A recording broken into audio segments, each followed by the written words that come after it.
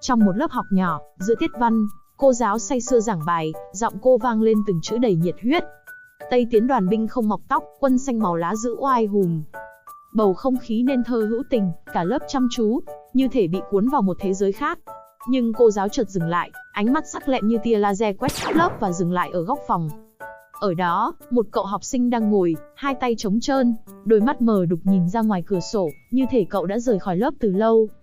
Cô giáo nheo mắt, giọng chất vấn như từ cõi âm vọng lên. Em kia, sách vở đâu? Cậu học sinh chậm rãi quay đầu lại, đôi mắt đờ đẫn, ngẩng lên nhìn cô giáo như người vừa tỉnh giấc mộng. Dạ, em có mang, nhưng mà, quên mang lên lớp. Cô giáo thoáng sượng chân rồi cười nhạt.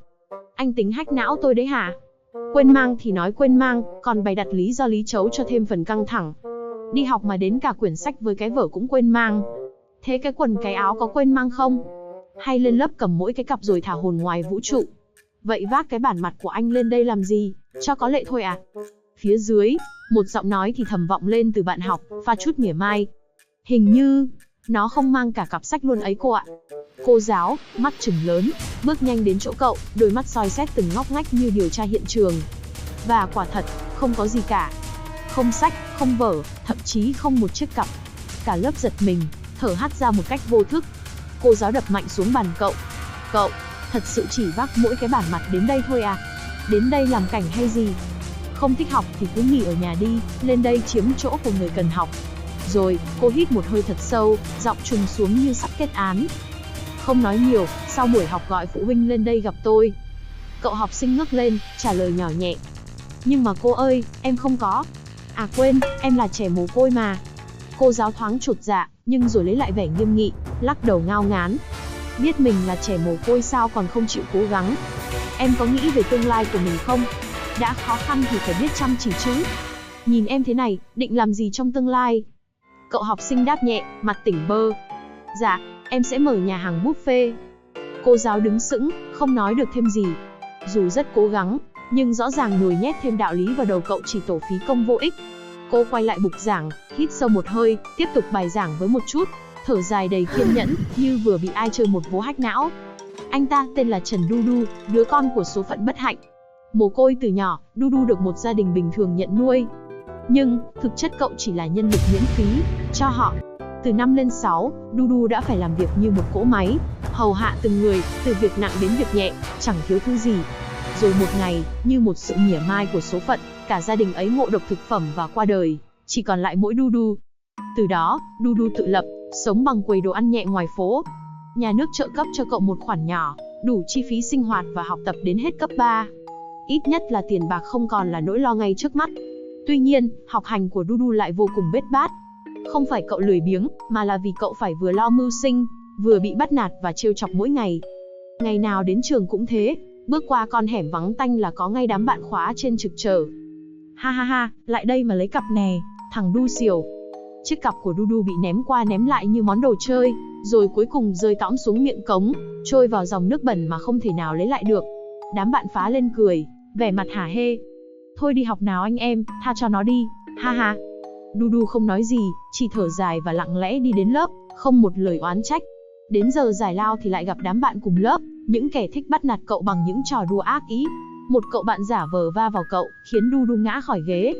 Đám bạn lại phá lên cười ầm ĩ. Du Du chỉ thản nhiên đứng dậy, dựng ghế lên và ngồi vào, như thể đã quá quen với những điều này.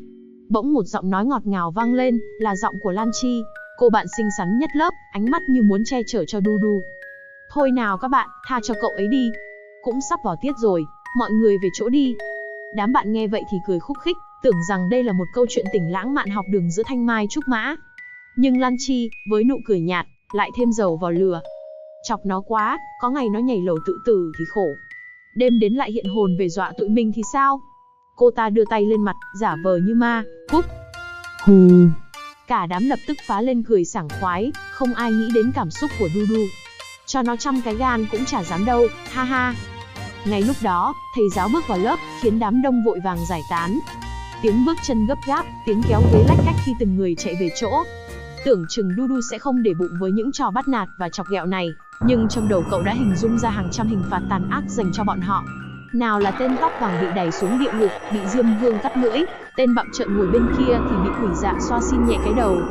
Còn cô bạn hỗn xực ngồi đầu bàn thì bị đám giòi gặm nhắm, từ từ ăn hết lục phủ ngũ tạng. Nhưng vì hoàn cảnh không cho phép, thôi thì chỉ có thể sống an nhàn thêm được ngày nào hay ngày ấy, vì cậu cũng đã quá chán nản với cuộc sống này rồi. Bỗng dưng, tên tóc vàng bất ngờ phun ra một ngụm máu, và tên bặm trợn ngồi sau cũng trở nên thê thảm không kém, cái đầu lăn lông lốc trên sàn lớp học. Cô bạn ngồi bàn đầu chợt cảm thấy bụng quặn thắt, rồi phình to lên như quả bóng, cổ họng ngọ nguậy không ngừng. Một tràng giòi bọ nhung nhúc từ trong miệng cô trào ra. Lan Chi sợ hãi hét lên và đùng. Khung cảnh trong lớp học trở nên hỗn loạn và đầy kinh dị. Đám học sinh la hét, bỏ chạy khỏi lớp học. Dudu cũng không khỏi ngạc nhiên, nhưng mặt vẫn không biến sắc, sau đó hòa vào đám học sinh tháo chạy ra hành lang. Ngay sau đó, xe cảnh sát và cấp cứu nhanh chóng có mặt tại trường. Nhanh lên, bên này, bên này. Ai ra, thảm quá. Họ tập trung vào cậu học sinh tóc vàng. Vẫn còn thở, còn cứu được, nhanh đưa lên xe. Lực lượng cảnh sát bao vây hiện trường, tiến hành thẩm vấn các bạn học sinh trong lớp để lấy lời khai.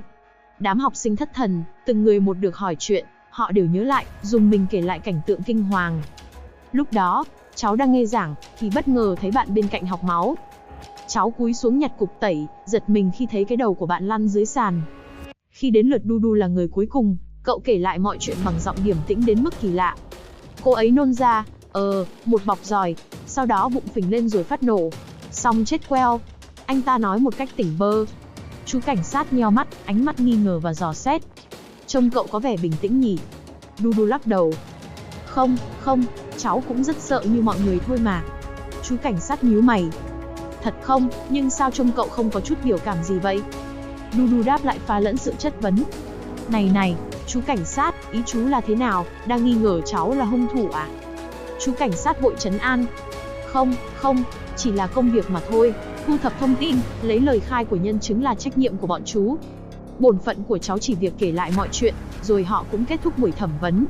Chú cảnh sát bước ra ngoài hỏi thăm một số bạn học sinh gần đó. Này bé, thằng nhóc này lúc nào cũng thế à? À vâng, mặt thằng đó lúc nào cũng vậy đó, trông khủ khở và ngu đần ấy. Đám đó cười toe toét, xoa dịu đi sự căng thẳng. Chú cảnh sát cau mày, này, là bạn học mà sao lại chửi bạn ấy như vậy? Bạn ấy sẽ buồn đấy, hả? Nhưng bọn cháu trước giờ vẫn đùa như thế mà, cậu ấy cũng có thái độ gì đâu. Đột nhiên, cảnh sát cảm thấy có chút kỳ lạ. Vậy những bạn học đã bỏ mạng đó cũng đã từng chọc ghẹo cậu ấy à? Khi đã xác nhận được việc này, ánh mắt của chú cảnh sát va vào đôi mắt của Trần Dudu. Anh ta quay lại chất vấn. Không lẽ chú đang nghi ngờ cháu là thủ phạm à? Bộ nhìn cháu giống một tên tội phạm giết người không chớp mắt như vậy sao? Ồ, trông cũng giống lắm. À không, chú không có ý đó. Anh ta đứng khoanh tay và tiếp tục chất vấn. Các chú làm cảnh sát kiểu gì thế? Không lẽ chỉ là ba cái trò vặt vãnh đùa giỡn đó mà cháu lại ghi thù họ sao? Cháu cũng chẳng quan tâm mấy đến những lời mà các bạn đó chọc ghẹo. Hơn nữa, bọn họ chết một cách bất đắc kỳ tử. Các bạn đều tận mắt chứng kiến. Là họ tự nhiên chết chứ đâu có ai làm gì họ đâu. Có khi là họ ăn bậy hay mắc dịch bệnh gì rồi bất ngờ bùng phát. Các chú phải điều tra cái chết của bọn họ coi có mắc bệnh gì không, kẻo cả trường bị lây nhiễm đấy. Nghe xong, cả đám hú hồn chim én. Chết tiệt, có khi tụi nó mắc bệnh sida không chừng. Sợ quá, tao phải đi bệnh viện khám mới được. Máu tụi nó dính tùm lum khắp người. Bị một chàng dài của trách từ một cậu học sinh, cảnh sát cũng không biết phản bác thế nào, chỉ đành cúi người tạm biệt họ và rời đi. Này, nhớ thêm cậu ta vào danh sách kẻ tình nghi để sau này điều tra thêm. Người cảnh sát thì thầm vào tai đồng nghiệp nữ bên cạnh. Ngày hôm đó, toàn trường được nghỉ vì một vụ án mạng đầy thương tâm.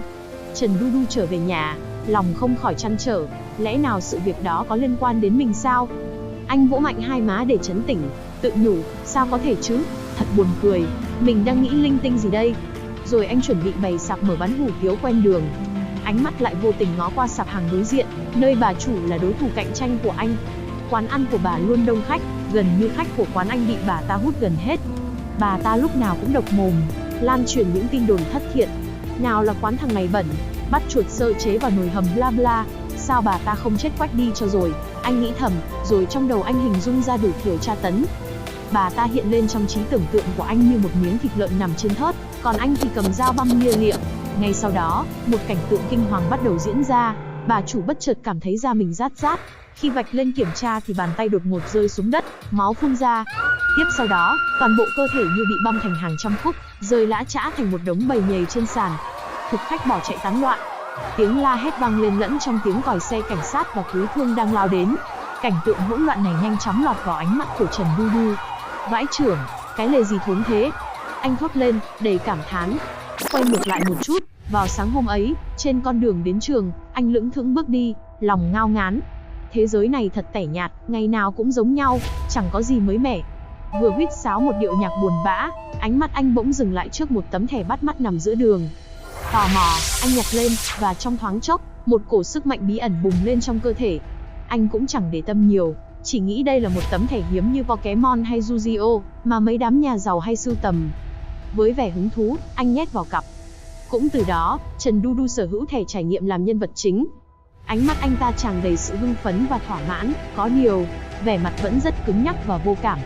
Bất chợt, anh thấy đầu óc quay cuồng, ngã gục xuống, miệng phun ra một ngụm máu. Chuyện gì thế này? Anh thầm nghĩ, còn chúng ta cũng tự hỏi, phải chăng sức mạnh trong tấm thẻ đã cạn kiệt? Và kết cục của anh ta có phải chấm dứt tại đây không? Câu trả lời sẽ có ở tập tiếp theo. Trong khung cảnh hỗn loạn, đội ngũ bác sĩ và cảnh sát nhanh chóng có mặt, đưa các nạn nhân ngất xỉu đi cấp cứu. Một viên cảnh sát chợt phát hiện Trần Du Du nằm gục bên sạp hàng vỉa hè đối diện, liền hô lớn, nhanh lên. Ở đây cũng có người ngất xỉu, mau đưa cậu ta đến bệnh viện. Trần Du Du mơ màng, đôi mắt dần khép lại, trong phút cuối chỉ còn nghe thấy tiếng còi cứu thương vang vọng mờ ảo, xa dần.